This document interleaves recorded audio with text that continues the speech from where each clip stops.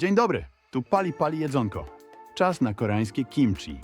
Pyszne, pikantne i zdrowe danie z kapusty. Oto lista składników.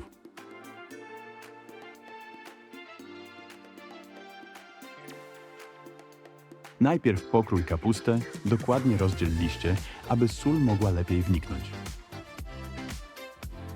Do naszego sosu pokrój szczypiorek w długie paski, por i cebulę bardzo drobno, aby dobrze wkomponowały się w sos.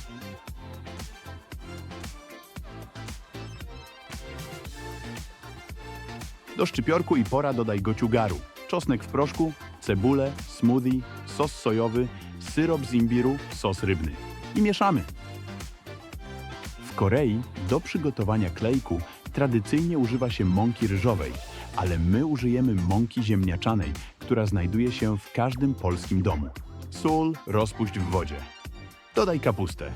Woda musi ją zakryć i zostaw ją na minimum 3 godziny od czasu do czasu mieszając.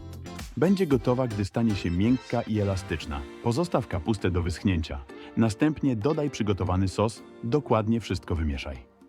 Twoje domowe kimchi jest już gotowe. Smacznego!